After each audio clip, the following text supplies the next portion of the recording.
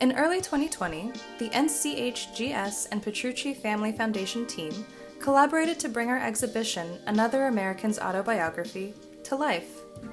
Another American's Autobiography surveys the work of Black artists from different generations, regions, and backgrounds. It looks at how their artistic practices address the issues of American identity, belonging, patriotism, and the tensions therein. While the works included in this exhibition aren't all explicitly autobiographical, their unique subjective points of view provide insight into the multitude of ways that Black artists have internalized and expressed their ideas around what it means to be a Black American. The Black American relationship with this country is expansive and complex. This exhibition does not seek to provide a tidy explanation of what that relationship is or should be. Instead, it affirms the essential role of Black Americans in shaping our national identity, and it elevates civic engagement and constructive patriotism as a valid and healthy expression of a love of country. As you walk through this exhibition, consider the following questions. What does it mean to be patriotic? Who comes to mind when you think of an American patriot? And can we redefine and reimagine our expressions of patriotism and allegiance?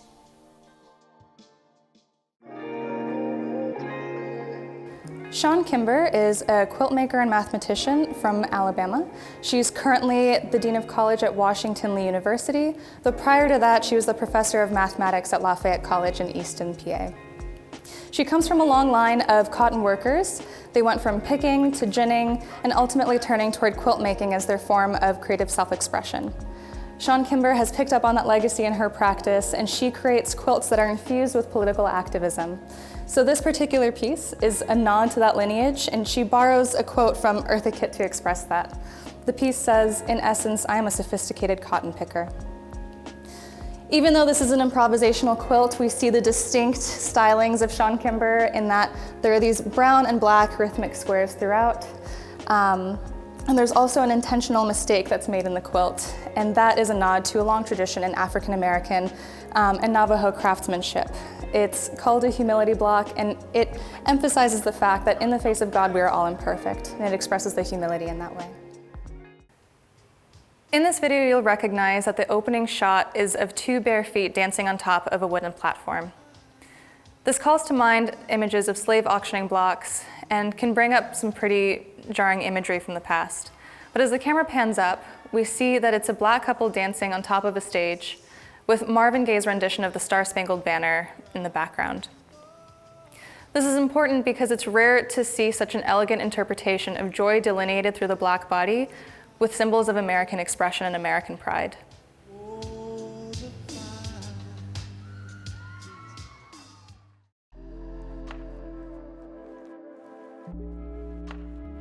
These two works are by the artist Faith Ringgold. They come from her print portfolio series titled Declaration of Freedom and Independence. In this series, she takes grievances of the Declaration of Independence and pairs them with diptychs that address the hypocrisy of this American document that we hold sacred. The top piece, titled All Men Are Created Equal, features King George on the left-hand side standing on top of an oppressed British society. And on the right panel, we see a British slave ship headed toward North America with slaves as the cargo, in which we can recognize that while British colonists were in search of their own freedoms, they had to oppress another society in order to gain theirs. In this bottom piece, titled Taxes on Us Without Our Consent, Faith Ringgold pairs a scene from the Boston Tea Party in which colonists stand on a British ship dressed in Native American garb as they throw the cargo off of it and are being cheered on by a crowd.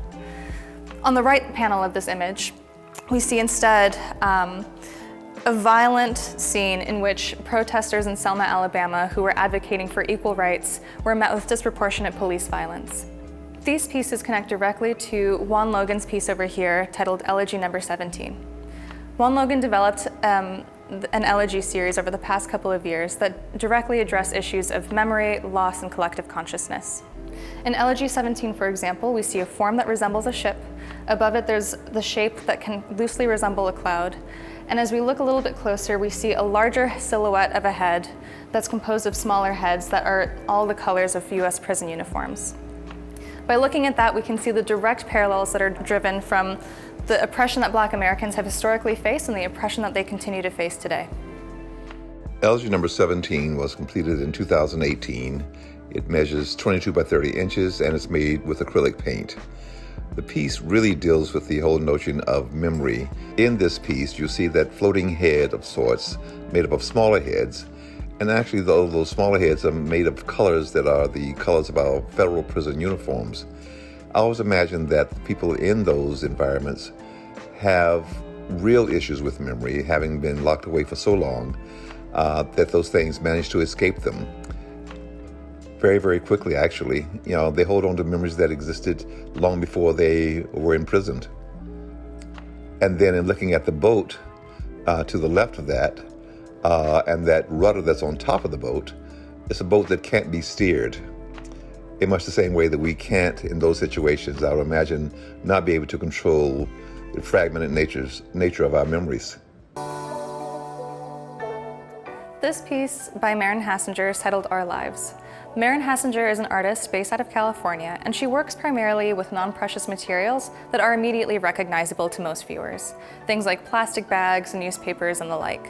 In this piece, she takes New York Times newspapers, and I'd like to put a little emphasis on the process here, tears each individual sheet, wrings her hands over the daily headlines to create individual bundles, has to sit there with ink-stained fingers and dust particles in the air from the process of her creation. The second part of that is that the actual installation of the work is done by museum staff and professional art handlers. This is not an installed piece when it arrives here. It comes in 2 boxes of these bundles that she assembles. She sends us a set of instructions on then how to actually install the work onto the wall. So while she is the artist behind the idea of this work and behind the actual process itself, other people are called in the process of creation by actually assembling it once it's arrived to its destination. Finally, I think it's important to note that there is an ephemeral quality to works like this. The fact that it's actual New York Times newspaper, it will degrade over time the more often that it's exhibited. And it speaks to the ephemerality and impermanence of memory and these experiences and anxieties that we have at any given moment. These 2 pieces deal directly with themes of patriotism that this exhibition calls on people to consider. This piece is titled Veteran by Leo Robinson, and this piece is titled Pink Soldier by Daryl Mackey. They ask us to consider at what point does a man who served in the US Army become considered an American patriot? Is it after he has served and sacrificed and is considered a veteran, or is it while he's still in service and in uniform? Both artists of these works made interesting color decisions in that they're all working within a color palette of red, white, and blue, but at the same time desaturizing the actual hues. By doing that, they're addressing the long legacy of emasculation of Black men in this country. Winfred Rembert is an artist who was born in Cuthbert, Georgia. He grew up on a cotton plantation and ended up picking cotton throughout most of his childhood and into his early adult life for pennies on the day. He later on participated in a civil rights protest where he was arrested and given a rough ride to the county jail.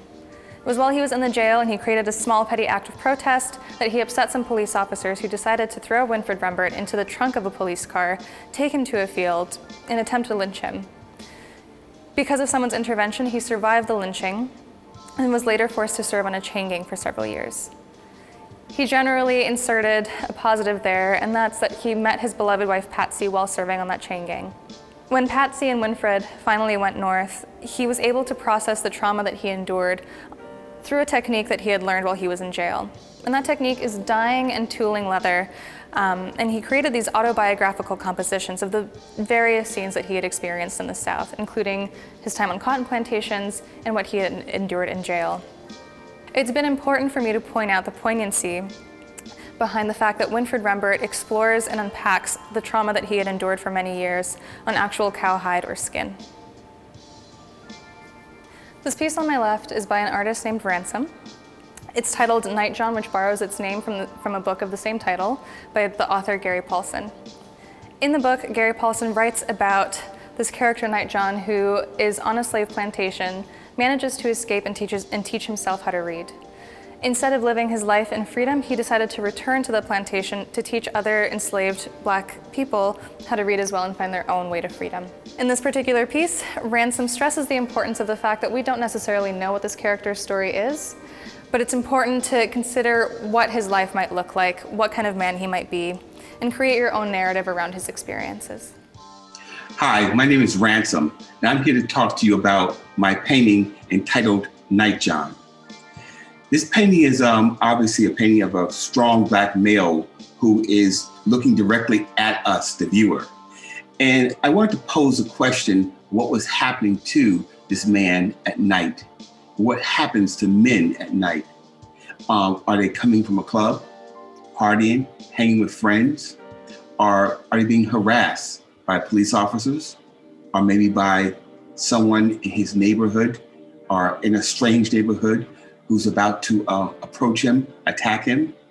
Maybe he's leaving a lover. Maybe he just came upon a lover. Is that lover a male or a female? All those questions I want the viewer to actually bring to the painting. That's what I like to do with my pictures. I like to paint pictures that does not give an answer. Sometimes I just sort of pose a question, or maybe rekindles a conversation that you've already had with someone. So with this man who's standing there, and we see these leaves behind him and these shapes, I'm assuming that people are going to think those are positive or negative shapes, depending on their perspectives. The viewer gets to add something to this work of art. That's what I like to do with my pieces. The title actually comes from a story written by a writer, a very famous writer for middle school kids and high school kids, named Gary Paulson, who unfortunately passed away just last year. Well, Gary wrote a book, which is one of my favorites, called Nightjohn. Nightjohn is a story about a man who goes down into slavery, into slave plantations, and he teaches people how to read. He's been caught a few times. His back shows the evidence of the times that he's been captured and what happens when you're captured teaching other enslaved people how to read. So that was the inspiration for the story. But I really wanted to sort of deal with the Black male. I didn't actually see a lot of strong Black males in the Canada painting when I first did this painting. So I wanted to really portray a strong Black male. I want the viewer to sort of add to them or add to his story on what they think is happening in this picture rather than showing it to you. So I really enjoyed it. It's one of my favorite paintings that I've done. I hope you enjoy it also. Once again, my name is Ransom, and this is a painting entitled Nightjohn. Please visit my website to see more of my work. And it's a pleasure talking to you about my painting, one of my favorites, Nightjohn. Thank you. The three works on this wall behind me all deal with questions of valorization and who gets to be remembered in history as an American hero and patriot. This piece to my left is a print by Leroy Allen, and it depicts Jackie Robinson standing on the pitcher's mound wearing his Monarchs uniform right before breaking the color barrier in Major League Baseball. As we move to this piece in the middle, we see a boy sitting on a bench with a book open in his lap. It's a print by Samela Lewis, who is a lifelong scholar and primarily interested in developing corrective imagery around Black boys and men in this country. She was also one of the first people to create seminal work around Black art scholarship. In addition to all of those accolades of Samela Lewis's, she also studied under the artist Elizabeth Catlett. This print by Elizabeth Catlett depicts Harriet Tubman as she leads people northward to freedom through the Underground Railroad, and then hundreds more through revolutionary acts while she was part of the Civil War. So this wall behind me is kind of my testament to strong women in the arts and also in the civil rights movement. The piece on my right is by the artist Reginald Gammon, who created a whole series of works around blues singers and jazz musicians. This particular piece is of Mamie Smith and her Jazz Hounds. And for those of you who may not know, Mamie Smith was the very first recorded Black female blues singer. She was highly grossing during her career, but she ended up dying penniless and virtually forgotten up until 2016 and 2017, when people decided to rectify that and erect a monument in her memory. Without Mamie Smith, we would not have had the likes of Ma Rainey, who was a gregarious female musician. Some of you may know her from the film with Chadwick Boseman. She was one of the highest recorded artists of her time in the 1940s, and she ended up inspiring the likes of Bessie Smith, Dinah Washington, even Janis Joplin was one of the figures that she inspired. So this piece to the top is by the photographer Dawood Bey. He created a series of works in response to the Metropolitan Museum of Art's exhibition titled Harlem on My Mind. That exhibition ended up being rather ethnographic and not actually accurately representing the artists of the Harlem Renaissance. So instead, Dawoud Bey decided to create his own unique approach. He immersed himself into the Harlem community and created another series of works. And by virtue of knowing the folks in that community so well, he was able to create these poetic compositions, like these 3 women at a parade standing in front of a police line. Now the piece on the bottom is by the artist Camille Billups. She was an artist, she was a scholar, she was also a fierce feminist and activist. Some of her friends were Elizabeth Catlett, Faith Ringgold, Emma Amos, all who are also included in this exhibition. Now, Camille Billups married her husband, James Hatch, and together they formed the Hatch-Billups collection. And within that collection, they ended up conducting over 1,000 interviews with Black artists, Black authors, Black scholars, and they created a publication that was the first of its kind, dedicated entirely to Black scholarship. Without their contributions, we would not have had the large archive that we now have to pull from to create an exhibition like this.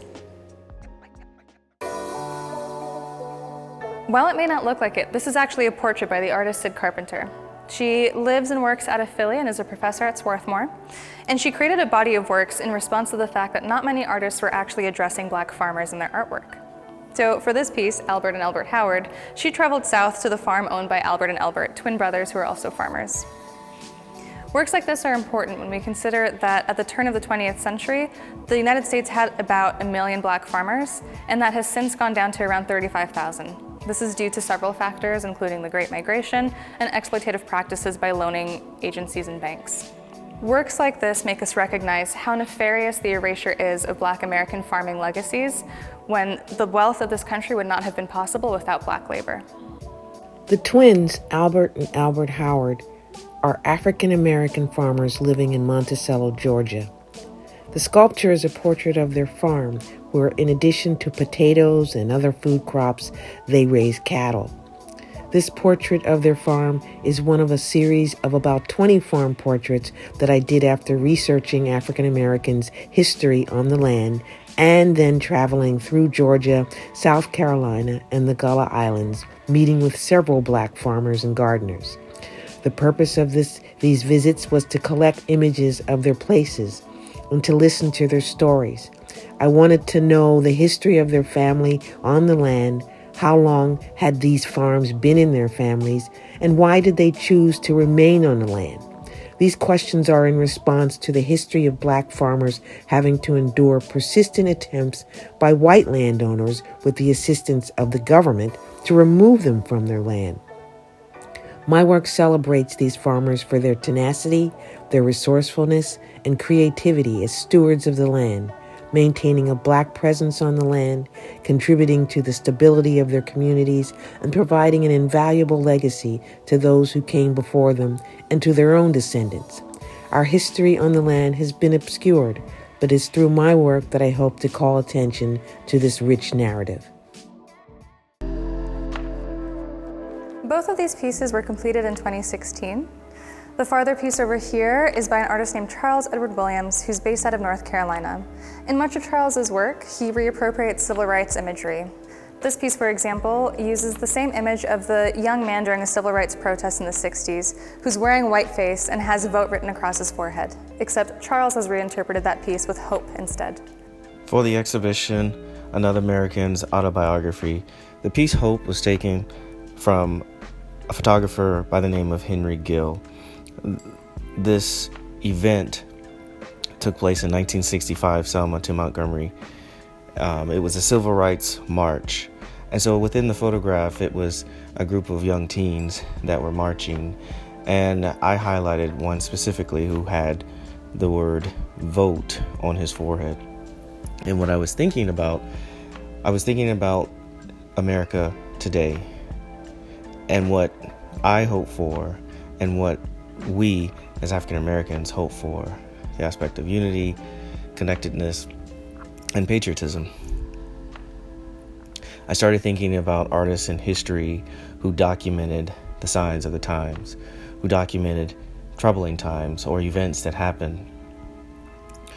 Artist Goya, who documented the Spanish War in his series, the Disaster War series of etchings. He documented the event, but he was able to add his own ideas within the etchings. Some of his ideas that he added were religious iconography. Another one was adding visual hierarchy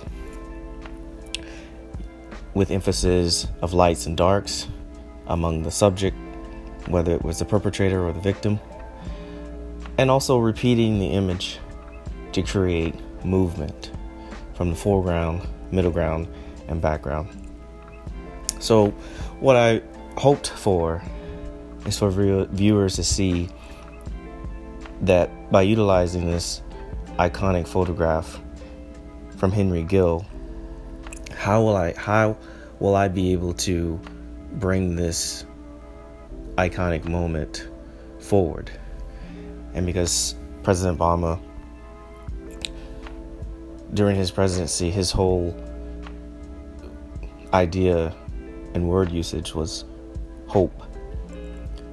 And so instead of creating this piece with the boy with the word vote, I changed it to bring history forward and what we all hope for by changing the V to the H for hope. You can also see on the painting that there's a thumbprint at the bottom right. And that is my thumbprint because I was thinking also about the influx of police brutalities against African Americans and the process of when they take someone to jail or take African American male specifically to jail, the thumbprint. And so what I am making a case for is about identification, identity.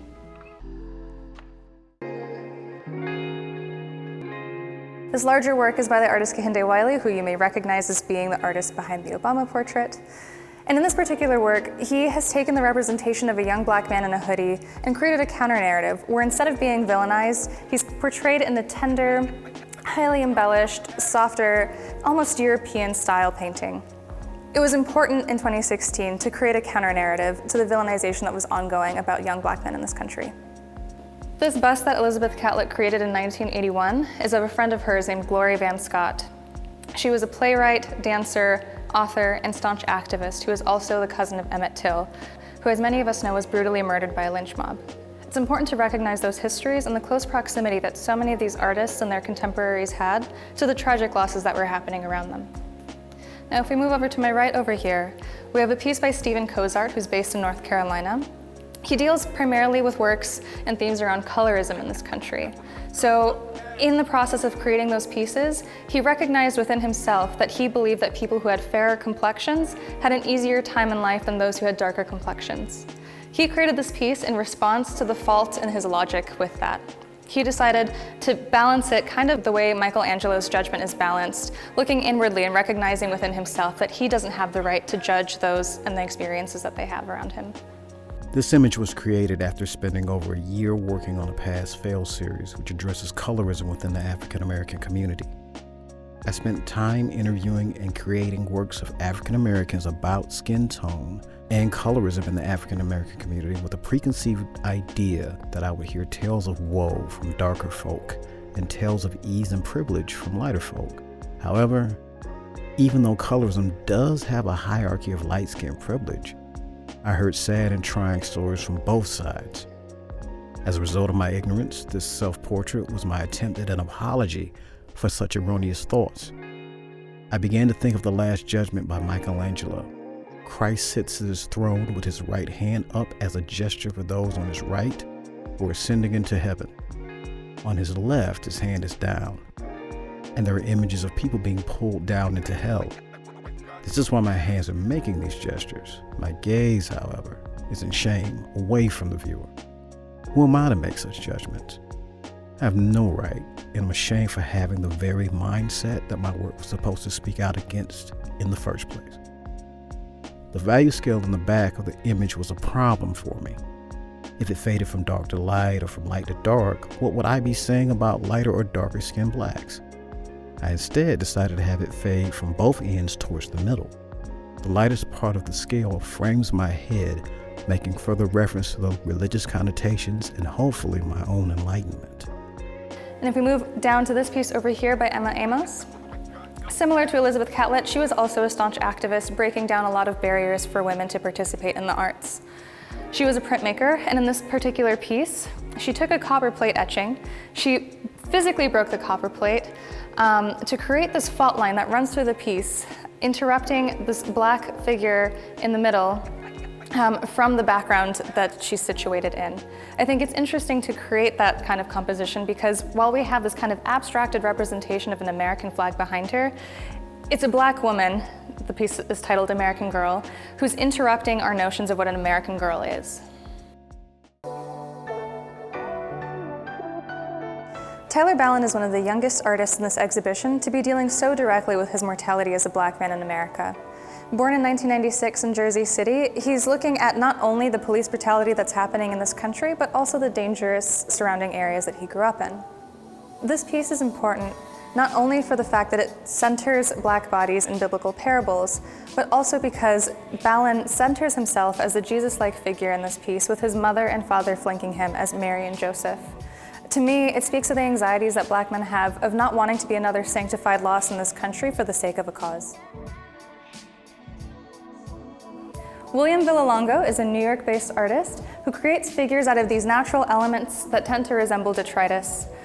You would not recognize that there is a figure in his piece, Corner Office, until you recognize the hands above his head, the tools of his labor.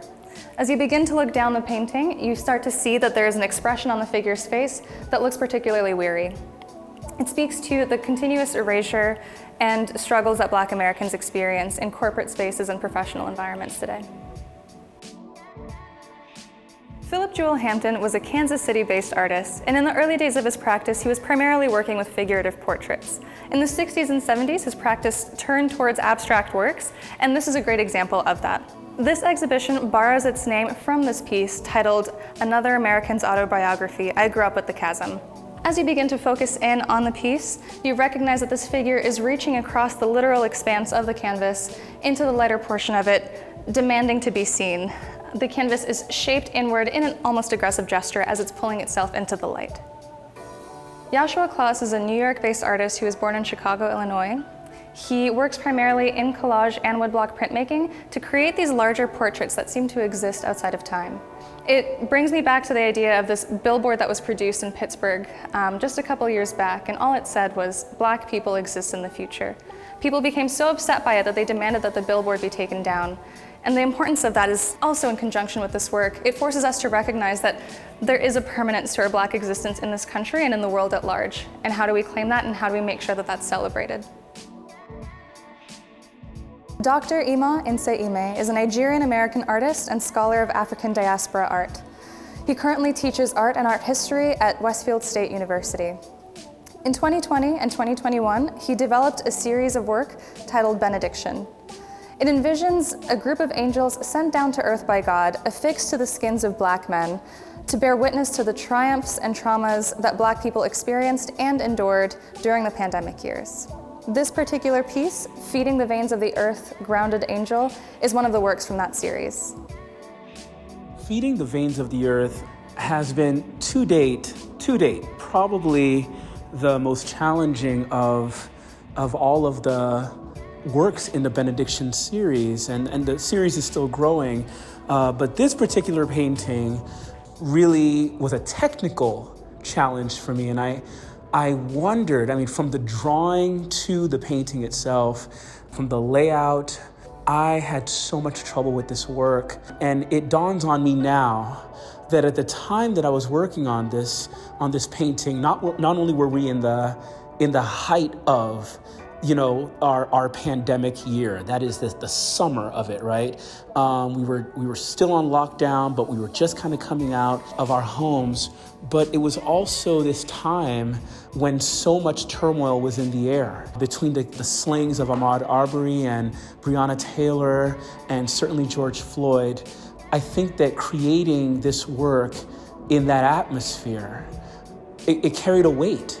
And it made the work a technical feat to accomplish. That being said, I'm so happy that I had a chance to find a sense of visibility in the midst of what was a very, very difficult time. And so perhaps through the challenges of making this work, I was able to grow a little bit more as a person and as an artist. Another American's Autobiography will be on view at the Sigel Museum through July 10th, 2022. To stay up to date with events and exhibitions at NCHGS, visit their website at nchgspa.org.